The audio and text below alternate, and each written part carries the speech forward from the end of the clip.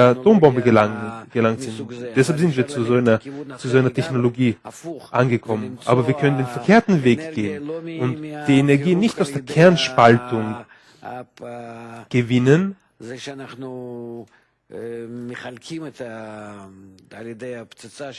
indem wir den Kern spalten und dadurch die Energie herausholen, sondern es gibt viele Patente und viele Sachen, aber es zahlt sich nicht aus.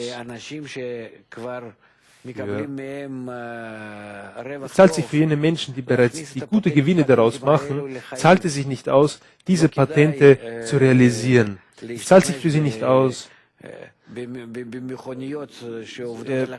Wasserstoffautos zu verwenden oder sogar Autos, die mit Wasser fahren. Man kann heute Motoren bauen, die fast nur mit Wasser fahren. Und auch das lassen sie nicht zu, weil es sich für sie nicht auszahlt. Deshalb das ganze Geld, die ganze Herrschaft und die ganze Macht befindet sich in ihren Händen. Also befinden wir uns wieder bei demselben Problem. Solange wir uns um unseren Egoismus nicht kümmern, solange wir uns nicht über diesen persönlichen Gewinn jedes Einzelnen erheben, werden wir kein gutes Leben sehen können. Wir werden die Natur noch mehr zerstören und kein Umweltschutz, den wir jetzt machen, all diese ökologischen Programme, die man im Laufe der letzten Jahrzehnte gemacht hat. Wir sehen, dass wie erfolglos wir darin sind. Nur eine Sache, die Verbindung unter den Menschen, die mangelnde Verbindung zwischen den Menschen zerstört alles. Und solange wir diese Verbindung nicht korrigieren, wird die Natur nach den Verlangen, nach den Wünschen im Herzen gehen und unseren Wünschen, die wir in unserem Herzen haben, wird die Natur dem folgen und wird tiefer und tiefer absteigen. Und in der Welt sehen wir die Projektion unserer schlechten Beziehung zu dem Nächsten oder zu den Freunden. Herr Professor Leitmein, eine letzte Frage. Im Normalfall sollte man davon ausgehen, dass Geld nicht weniger wird. Es wird eine bestimmte Menge Geldes gedruckt und der Kurs des Geldes orientiert sich seit 1923, Einführung der Fiat-Money-Währungen, am Dollar. Dennoch ist so wenig Geld wie noch nie zuvor im Umlauf. Liegt das daran, dass die reiche Bevölkerung bereits alles hat und man müsse darauf schauen, dass auch die ärmere Bevölkerung nunmehr Kaufkraft erlangt? Oder liegt es an der durch die Presse, die Politiker und Theologen geschürten Angst vor einer Wirtschaftskrise? Unsere Welt wird durch ein Netz von Kräften gelenkt. Wir sind nicht außerhalb der Natur, sondern wir befinden uns in der Natur selbst. Es gibt das Unbewegte, das Pflanzliche, das Tierische und den Menschen.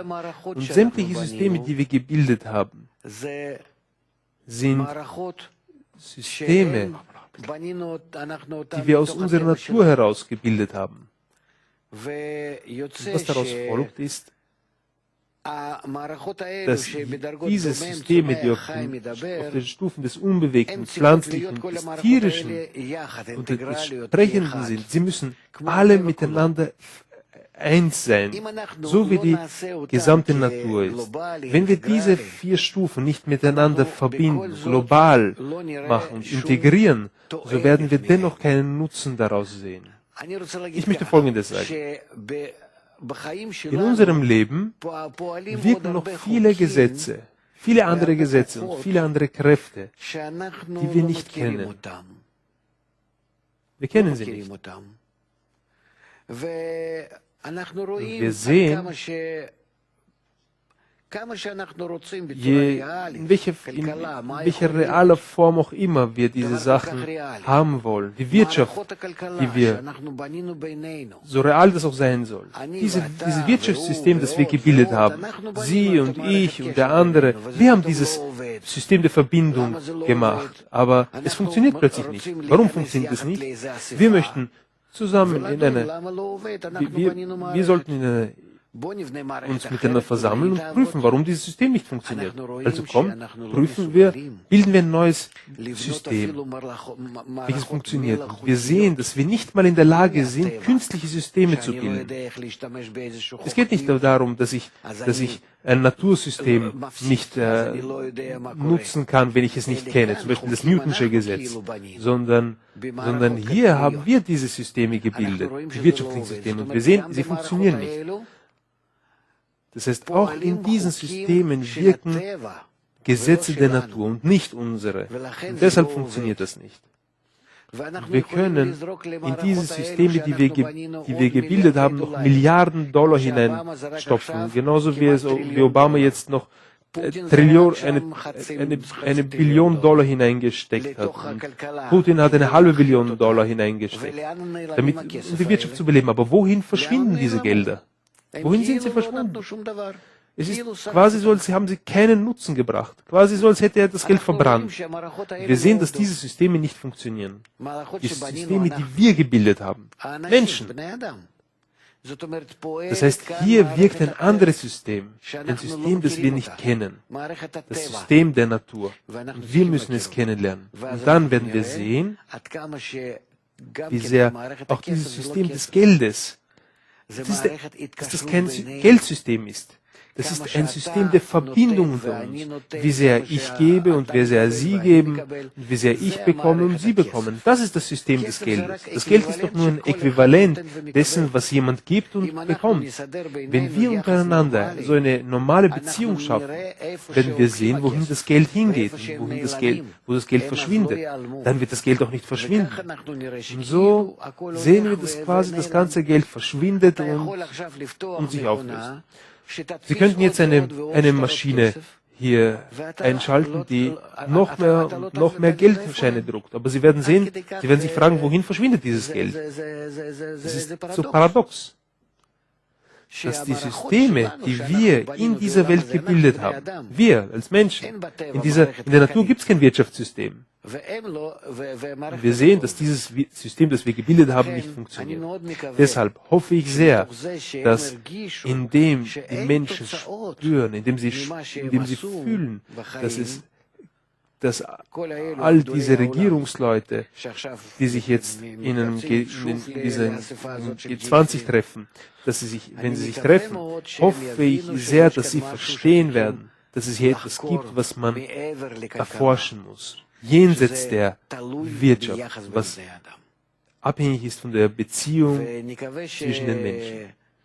Und hoffen wir, dass solche Leute wie Sie, die diese Sachen verstehen, die sich darin befinden, die mit Herz und Verstand darin sind, dass sie in breiterer Form auf alle wirken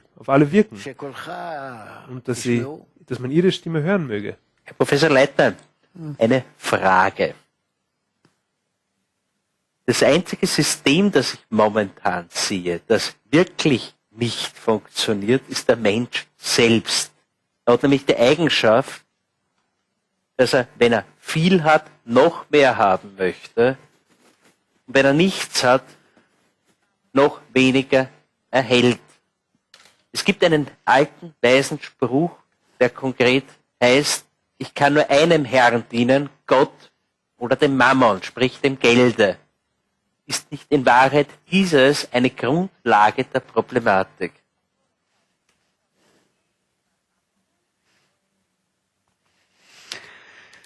Ich stimme Ihnen zu.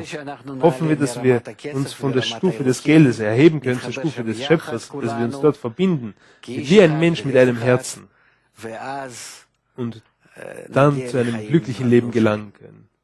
Ich danke Ihnen sehr und ich bin sehr, sehr froh, dass ich einen Menschen getroffen habe, der versteht, was geschieht, der darin in diesen Sachen wirkt. Und hoffen wir, dass wir uns treffen können und darüber sprechen können und nicht nur über das Fernsehen. Ich wünsche Ihnen alles Gute und mögen Sie Erfolg haben auf all Ihren Wegen. Ebenfalls sage Ihnen herzlichen Dank für das Gespräch. Dankeschön.